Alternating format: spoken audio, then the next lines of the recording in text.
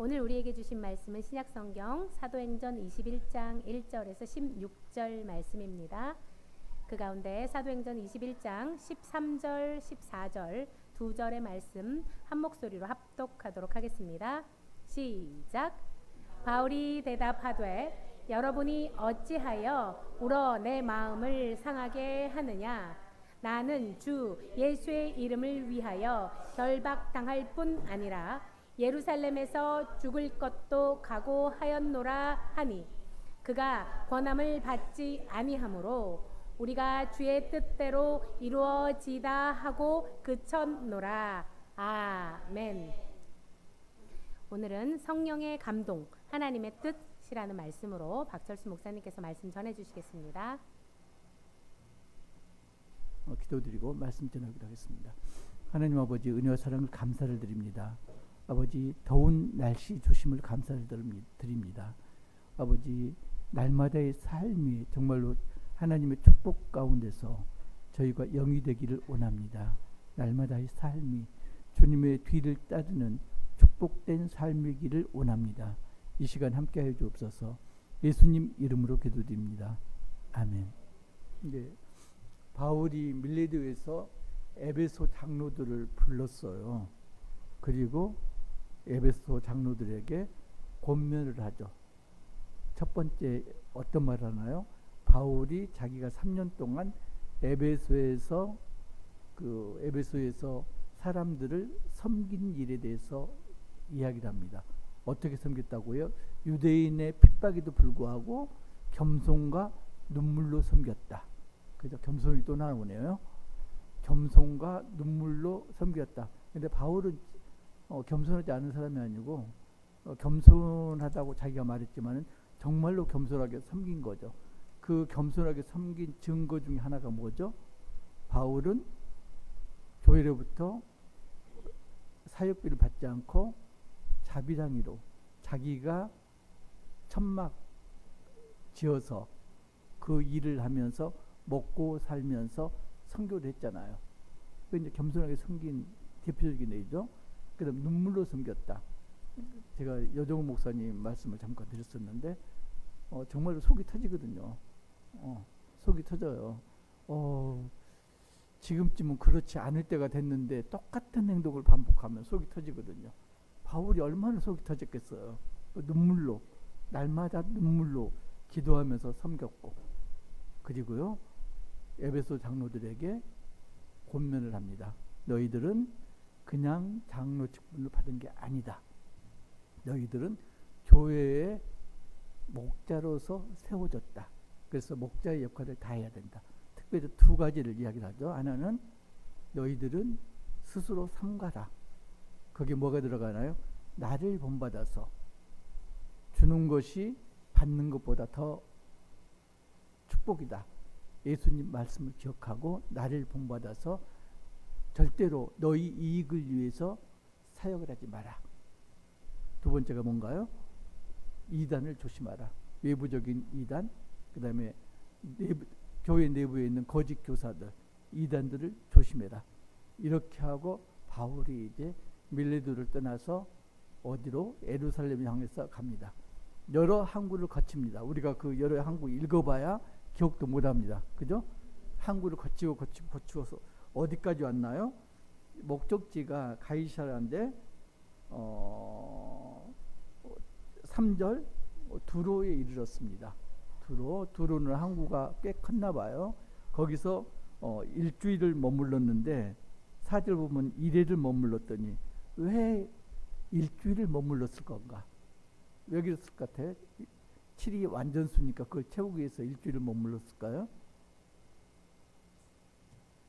두로에서 배가 짐을 내리고 화물을 싣고 하는데 소요되는 시간이 일주일이었다. 그래서 그 배를 타기 위해서 일주일을 머물렀다. 그런데 어떤 일이 벌어지나요? 두로에 있는 성도들이 성령의 감동을 받았습니다. 어떤 감동을? 바울이 예루살렘에 가면은 고난을 당한다. 위험하다. 어떻게 할까요? 바울 선생님 예루살렘에 가면 안 돼요. 말렸겠죠. 그리고 5절 보면은 바울이 그 이야기를 받아들였을까요? 그 만류를 뿌리치고 떠납니다. 그러니까 교회에 있는 모든 식구들이 항구에 나와서 무릎을 꿇고 기도를 하고 다시금 바울은 배를 타고 떠납니다. 그래서 어디로 왔나요? 8절 보면은 이튿날 떠나 가이사랴에 이르러 7 집사 중 하나인 전도자 빌립에 들어가서 머무니라. 빌립 집사 기억나시나요? 사도행전 6장 보면은 어떤 일이 있었나요? 6장 2절에 보면은 그 초대 교회에서 구제를 하는데 헬라파 과부들이 구제해서 배제되는 일이 벌어지죠. 그래서 어떻게 되나요? 사도들이 7 집사를 세웁니다. 왜요? 사도들은 말씀 연구하고 기도에만 전념하고 나머지 사역들, 구제라든가 이런 사역들은 7 집사에게 맡기기 위해서. 그 7 집사 중에 한 사람이 빌립 집사입니다. 그런데 빌립 집사가 특별하게 나타나는 게 사도행전 6장입니다. 거기에 보면은 스데반이 순교를 합니다. 순교하죠? 순교 이전인가요? 사도행전 6장 한번 봅시다. 제가 왔다 갔다 하네요. 6장 보면은 여기서 이제 구제가 있었고요. 사도행전 8장 보면은 스데반 7장에서 스데반 순교가 있고, 그 다음에 그 기독교인 박해가 있어갖고 예루살렘에 있는 기독교인들이 사방으로 뿔뿔이 흩어지죠. 그때 스데반은 어디로 내려가나요? 사마리아로 내려갑니다. 그래서 사마리아로 내려가서 전도를 하는데 이적이 나타나죠. 귀신이 떠나고 중풍병자가 낫고 이런 이적이 일어납니다. 그러니까 그걸 보고 누가 혹했나요? 마술사 시몬이 혹해서 빌립을 따라다닙니다. 그래서 예루살렘에서 빌립이 일으킨 이적이 진짜인가 아닌가 검증하려고 요한하고 베드로를 파송합니다. 마술사 시몬이 베드로에게 부탁을 합니다. 그 이적을 일으키는 성령을 내게 파시오. 그러면은 내가 안수하는 사람마다 이적이 일어날 것 아니요. 성령을 팔라고 요구합니다. 베드로가 성령을 팔았나요? 베드로가 저주를 합니다. 내 은과 내가 함께 망할지어다. 그리고 빌립은 어디로 가나요? 광야로 가서 에티오피아 내시를 전도하고 세례를 주고 그리고 사라집니다. 어디로? 가이사라로. 그래서 가이사라에서 지금 20년째 살고 있습니다. 거기를 지금 바울이 방문해서 그 집에 머무는 장면입니다. 9절 보면 그에게 딸 넷이 있으니 처녀로 예언하는 자라. 딸이 4명 있는데 4명 다 예언하는 자래요. 여러 날 머물러 있더니 아가보라 하는 한 선지자가 유대로부터 내려와. 아가보라 하는 한 선지자. 그런데 선지자가 누구다? 빌립의 딸이다. 사도행전 11장 보면은 아가보가 예언을 합니다. 천하에 큰 흉년이 들리라. 그 아가보가 지금 빌립의 딸 아가보입니다. 그래서 그 예언을 듣고 어떻게 하나요? 안디옥 교회가 구제연금을 모아가지고 바울 손에 들려서 예루살렘 교회로 전달을 합니다. 그 아가보가 이 아가보입니다. 그래서 어떻게 하나요? 퍼포먼스를 합니다. 바울 선생님이 예루살렘에 가면은 이렇게 포박되고 묶이고 결박되고 환난을 당할 것이다. 자, 지금 보면요, 두로에서도 성도들이 예루살렘 가면은 위험하니까 하지 말라고. 또 지금 빌립의 딸 아가보도 예언자인데 아가보도 예루살렘에 가면은 결박당하니까 가지 말라. 12절 보면은, 자, 합독하겠습니다. 시작. 우리가 그 말을 듣고 그곳 사람들과 더불어 바울에게 예루살렘으로 올라가지 말라고 나니. 자, 아가보 말을 듣고 우리가, 여기서 우리는 누굴까요? 왜 우리라는 말을 썼을까요? 바울과 함께 왔던 동행들, 특별히 거기에 이 사도행전을 기록한 누가가 포함되기 때문에 우리라는 표현을 쓴 겁니다. 그러니까 누가를 포함한 바울의 수행자들 뿐만 아니라 가이사랴 사람들까지. 자, 지금 말리고 지금 세 번째 말립니다. 한 번도 아니고. 예루살렘에 가지 말라. 13절 시작. 바울이 대답하되 여러분이 어찌하여 울어 내 마음을 상하게 하느냐. 나는 주 예수의 이름을 위하여 결박당할 뿐 아니라 예루살렘에서 죽는 것도 각오하노라. 그가 고난을 받지 않으면 우리가 주의 뜻대로 이루어지다 하고 그쳤노라. 바울은 그럼에도 불구하고 나는 예루살렘에 가겠다. 죽더라도 가겠다.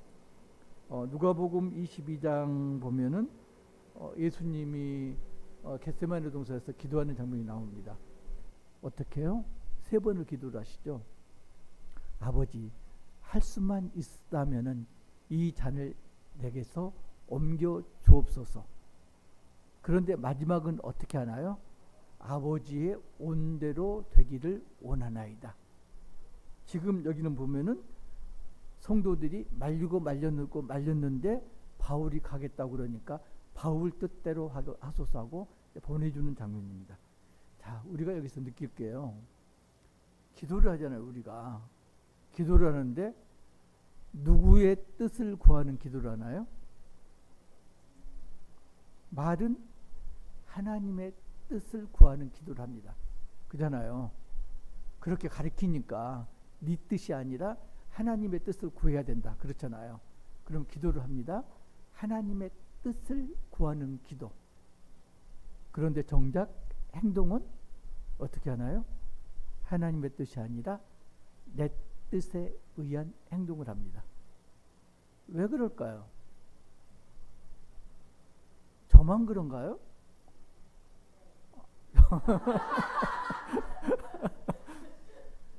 보통 그렇잖아요. 대부분 보면은 일반화 시키지 말라고 그러는데 왜 그럴까요 도대체?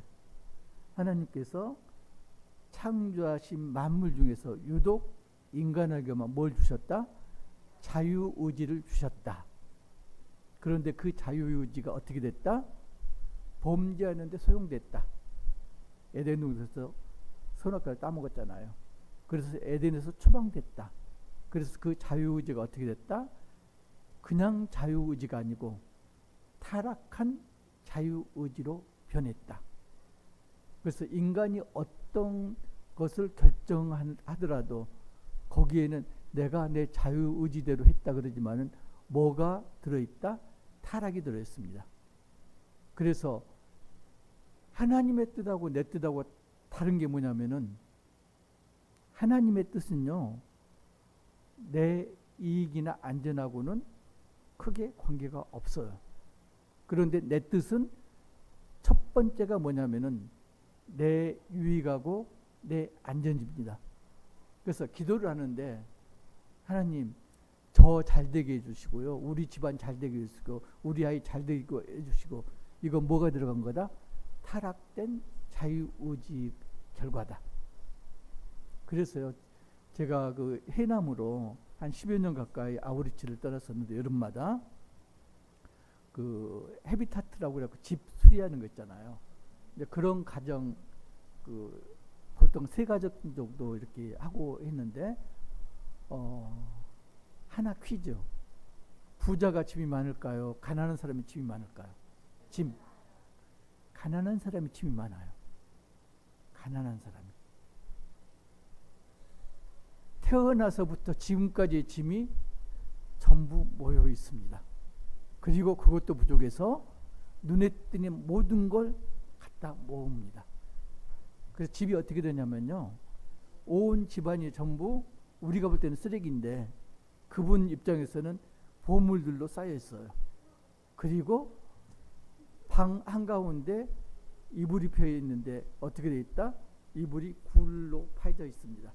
그러니까 저녁에 쏙 들어갔다가 아침에 그대로 쏙 나와요. 나머지는 발디딜 틈이 없습니다.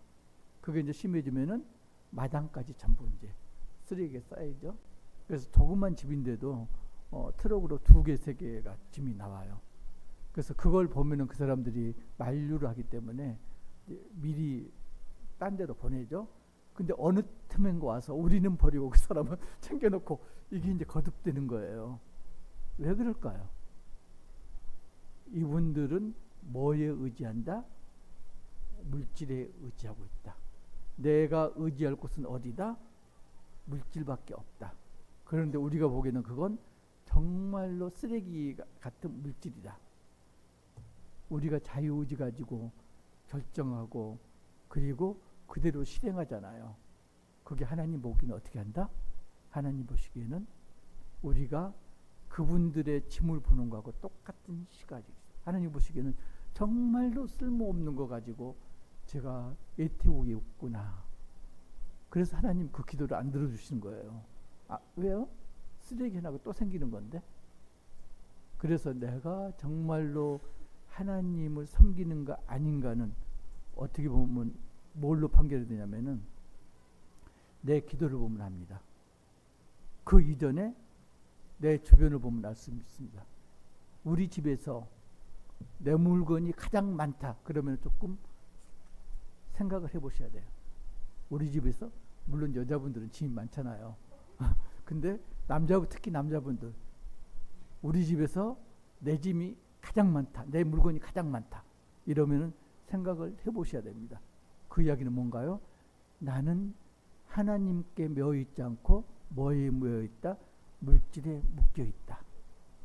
나는 이거 아니면 안 돼. 그래서 어른들도 장난감 많이 이렇게 하더라고요. 장난감도 있고 그리고 뭐 소형 가전제품도 있고 많잖아요. 아니면은 그 영화 좋아하는 분들 영화 쪽 뭐 이렇게 그쪽으로 많이 모여 있으면은 그분은 어떤 분이다? 아직은 하나님께 매인 분이 아니다. 자유의지에 묶여있는 분이다. 어떤 자유의지? 타락한 자유의지에 묶여있는 분이다. 그래서 우리가 기도를 합니다. 여러분 기도하잖아요. 하나님의 뜻을 구하잖아요. 그런데 하나님의 뜻을 구하는 거하고 하나님 응답하셨습니다. 하나님이 응답하는 걸 실행하는 거하고 100% 일치할까요? 일치해야 되는데 일치하지를 못합니다. 그러니까 하나님이 말씀하시는 걸 보통 이제 계시라고 말하는데 하나님이 계시로 말씀하시는 게 크게 2가지가 있습니다. 하나는 결과까지 뚜렷하게 명확하게 보여지는 계시가 있고요. 또 하나는 그냥 사실만 부분적인 사실만 보여지는 계시가 있습니다. 어떤 걸 우리가 순종하기 쉬울까요? 결과까지 명확하게 보여주는 그런 계시 아니면은 사실만 한 장면만 딱 보여주는 계시 어떤 걸 순종하기 쉬울까요? 1번 명확하게 2번 부분만 1번 2번 명확하게. 자, 그 아브라함 보면요. 아브라함 보면은 창세기 22장 보면은 모리아산 사건이 나오죠. 보통 우리가 여호와 이레라고 이야기하는데 하나님께서 준비하셨다. 어떤 이야기인가요? 어느 날 갑자기 하나님께서 아브라함에게 말씀하십니다. 이삭을 번제물로 바쳐라. 그 다음 날 아브라함이 이삭을 데리고 길을 떠납니다. 얼마나 먼 길? 사흘길. 자, 아브라함은 이삭을 번제물로 바칠 걸 알았나요? 몰랐나요? 알았어요. 하나님께서 말씀하셨잖아요. 번제물로 바쳐라. 그런데 여러분 말처럼 명확하게 아니까 순종해서 길을 떠납니다. 여러분에게 그런 이야기 하나님 하셨다면 여러분 아이를 번제물로 바치기 위해서 손잡고 3일 길을 가나요? 못 가잖아요. 불가능한 일이잖아요. 아브라함 지금 가고 있어요. 그러면 아브라함은 바본가요? 자, 반면에 출애굽 4장 보면은 하나님께서 모세에게 나타났습니다. 그리고 애굽으로 가라. 바로 앞에 서라 말합니다. 모세가 어떻게 하나요? 아브라함처럼 순종했나요? 죽어도 못 가요. 이 핑계 저 핑계 됩니다. 왜요? 애굽 가면은 모세가 당할 일이 화나거든요. 모세가 애굽에서 어떤 일을 저질렀죠? 살인했잖아요. 살인죄잖아요. 그러면은 애굽 가면은 큰일 나. 안 가겠다고 이리 빼고 저리 뺍니다. 결과를 안다고 그래서 다 순종하나요? 안 합니다. 그런데요, 히브리서 11장 8절 보면은 아브라함 이야기가 또 나옵니다. 믿음으로 아브라함은 부르심을 받았을 때 순종하여 장래의 유업으로 받을 땅에 나아갔을 때 갈 바를 알지 못하고 나아갔으며, 아브라함은 결과를 알 때도 순종했고요. 그리고 어디로 가는지 목적지를 모르면서도 순종을 했습니다. 그죠? 자, 결과를 아는 거, 모르는 거, 순종하고는 아무런 상관이 없습니다. 오히려 결과를 알면은 순종하기가 더 어렵습니다. 여러분들 그런 거, 여러분들 환타지 소설 안 보시죠? 환타지 요즘은 영화에서 많이 나오는데, 근데 환타지 보면은 보통 환생이 나오고, 환생 중에서 회귀라는 개념이 있어요. 회귀 들어보셨나요? 회귀. 어느 특정 시점으로 갖고 태어나는 거죠. 그런데 여러분들 회귀 하실래요? 저는 회귀 안 해요. 만약에 회귀를 했는데 군대에다가 회귀를 시켜놨다. 그 과정을 또 겪으라고? 근데 회귀를 했으면은 하는 그 순간이 있기는 해요. 학교로 회귀를 했으면 좋겠다.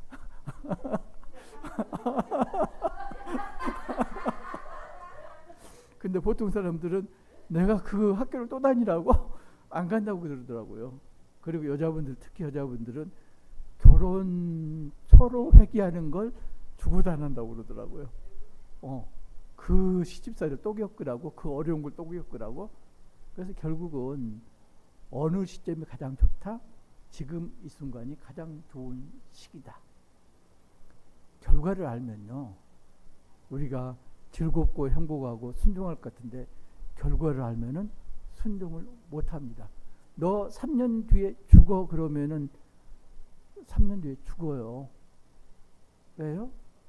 모든 신경이 거기에 가 있거든요. 그러면 딱 3년 맞춰서 죽습니다. 그런데 그걸 모르면요, 3년 만에 죽을 수도 있고요, 4년 만에 죽을 수도 있고, 이렇게 돼요. 결과를 알면은 우리는 어떻게 된다? 상상력을 발휘합니다. 그리고 그걸 피하기 위해서 가진 방법을 씁니다. 제가 해보니까 길이 막히잖아요. 그러면은 평소에 지름길을 찾아갖고 가요. 그럼 10중 8구는 더 걸리더라고요. 길이 막힐수록 평소에 다니던 길 그대로. 그 이야기는 뭐냐면은 어떤 일에 닥쳤다, 고난에 처했다, 그러면 어떻게 한다고요? 평소에 하던 대로 해야지 해결이 됩니다. 그렇지 않고 누구 손을 빌려가지고 어떤 방법을 써서 그 일을 해결하려고 그러면은 점점 꼬이기만 합니다. 아니면은 그게 해결됐더라도 더 큰 일이 기다리고 있습니다. 제가 겪어보니까 그러더라고요. 200만 원 이렇게 손해 안 보기 위해서 방법을 썼는데 그 다음에 당한 게 2천만 원 당하고요. 2천만 원 이렇게 해결하려고 하다 보니까 2억이 당하고요. 2억 안 당하려고 다른 방법을 썼더니 20억 당하고 이렇게 되더라고요. 갈수록 꼬여요. 왜요? 인간적인 방법을 쓰기 때문에. 그 인간적인 방법이 뭐에 좌우된다? 타락한 자유의지에 좌우된다. 타락한 자유의지는 초점이 뭐다? 내 이익하고 내 안전이다. 다른 사람은 상관없어요. 당연히 하나님이 들어주실 수가 없는 겁니다. 우리가 중보기도가 효과가 있다고 그러잖아요. 왜 그럴까요? 중보기도에서는 내 유익하고 내 안전이 빠져 있습니다. 오로지 다른 사람 유익을 위해서, 다른 사람 안전을 위해서 기도하는 게 중보기도입니다. 하나님이 들을 수밖에 없습니다. 성결 과제가 뭐라고요? 나를 버리는 것, 나를 내려놓는 것. 그 다음에 기도하고 하나님의 뜻을 구하면은 하나님께서 응답하십니다. 그러면요, 순종하기가 훨씬 쉽습니다.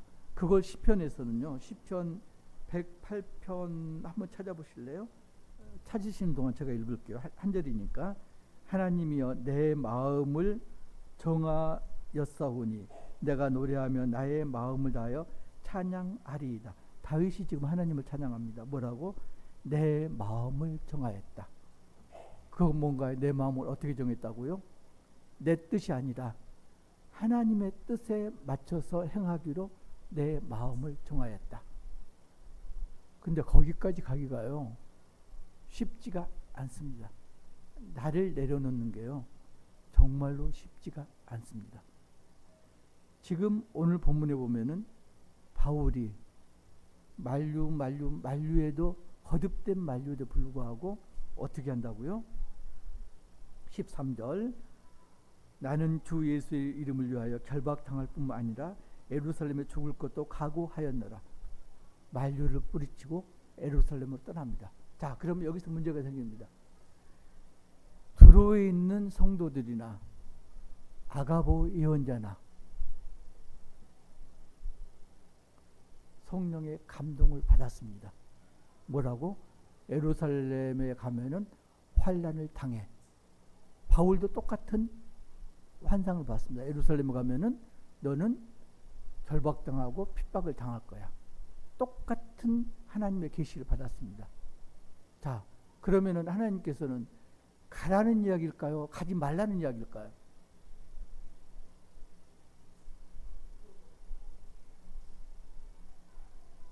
그죠? 지금 그렇잖아요. 똑같은 거예요. 그래서 지금 두로 성도들이나 아가보는 위험하니까 가지 말라. 바울은 죽어도 가겠다. 누가 하나님의 뜻에 순종하는 걸까요? 왜요? 왜 바울이죠? 위험한데? 하나님께 계시로 보여줬는데 너 가면은 큰일 나. 장면을 보여주셨는데 결말이 아니고 사실만 보여주는 계시는, 그걸 해석을 누가 한다? 사람 내가 해요. 내가. 그래서 다윗처럼 내 마음이 정하였사오니, 이미 하나님께 순종하는 사람, 그렇게 된 사람은 하나님의 뜻을 알죠. 바울처럼 하나님께서 하라는 대로 하겠다. 위험함에도 불구하고 하나님께서 가라시구나 하고 가는 거고요. 두로 성도들이나 아가보는 거기까지는 미치지 못한 거예요. 하나님께 보여준 건 위험하니까 피하라는 사인이구나. 여기까지만 본 거죠. 그게 뭔가요? 타락한 자유의지 가지고 지금 결정을 한 거죠. 내 유익, 내 안전을 위해서. 여러분들 기도하잖아요. 그리고 하나님의 뜻을 구하잖아요. 그런데 정말로 하나님의 뜻이 성령의 감동으로 아니면은 계시로 보여졌을 때 여러분들은 어떻게 하실래요? 그대로 따르십니까? 위험하다고 했으니까 가지 말라는 신호구나. 그만두시겠습니까? 어디까지 가야 된다? 내 마음이 정해지는 데까지 가야 됩니다. 내 마음이 정해지려면 어떻게 하라고요? 나를 버려야 됩니다. 나를 버리고 나는 누구다? 하나님께 매인 종이다. 여기까지 가면은 결과를 알든지 모르든지 그거하고 상관없이 말씀에 순종하게 됩니다. 바울이 괜히 죽음을 무릅쓰고 예루살렘에 올라간 게 아닙니다. 하나님께서 계속 사인을 주셨잖아요. 바울은 그 사인을 통해서 계속 그 사인을 따라왔고, 하나님께서 바울에게 주신 소명은 뭐다? 이방의 선교사. 이방의 선교사는 끝은 뭐다? 끝은 순교다. 바울은 순교를 향해서 지금 나아가고 있습니다. 예수님이 십자가를 향해서 골고다를 올라가셨듯이 바울은 지금 순교를 향해서 예루살렘으로 올라가고 있습니다. 하나님의 뜻을 구하는 건 중요합니다. 반드시 하나님의 뜻을 구해야 됩니다. 그죠? 기도를 하는데 하나님 이거 이렇게 해주세요. 그러면 그건 하나님의 뜻을 구하는 겁니까? 아니면 내 뜻을 강요하는 겁니까? 내 뜻을 강요하는 거잖아요. 그런데 들은 건 있어가지고 그 기도를 언제까지 하나요? 한 번에 그치나요? 들어줄 때까지 주구장창 내 기도를 합니다. 그죠? 이건 나를 버리지 못한 겁니다. 그때 하나님께서 계시를 주십니다. 그러면은 그 계시를 어떻게 하나요? 온전히 해석하는 게 아니고 내 뜻대로 타락한 내 자유의지 가지고 해석합니다. 그럼 어떻게 되나요? 예루살렘에서 환난을 당할 것이다. 가지 말라는 사인이구나. 이렇게 해석하게 됩니다. 똑같은 사인이에요. 똑같은 사인인데 어떤 사람은 반대로 가지 말라는 사인으로 받아들이고, 어떤 사람은 마음이 정한 사람은 그걸 고난을 당해도 겪어야 될 사인으로 해석을 합니다. 해석은 누가 한다? 해석은 사람이 합니다. 따라서 똑같은 사인을 보고도 해석이 같다 다르다? 다를 수밖에 없습니다. 정말로 한심한 게 그러잖아요. 축구를 해요. A팀하고 B팀하고. 근데 두 팀 다 기독교 팀이야. 두 팀 다 하나님께 기도를 해요. 우리 팀이 승리를 해야 됩니다. 하나님은 어느 팀 손을 들어줄까요? 그런 거 생각 안 해보셨어요? 누구 손을 들어줄까요? 만약에 A팀 손을 들어줬으면 B팀은 하나님이 미워하는 어둠의 자식들입니까? 아니잖아요. 그 승패는 하나님 뜻하고는 상관없어요. 사실은 지들 노력만큼 되는 거예요. 그런데 그게 아니고 우리가 선교를 하는데 재밌는 게 그런 게 있어요. 선교 주간 해가지고 이제 그 특별한 그 프로그램을 진행하잖아요. 그러면 노래를 불러요. 나를 보내소서. 그잖아요. 나를 보내소서. 그런데 그게 점점 소리가 작아지다가 나중에는 어떻게 되나요? 얘를 보내소서.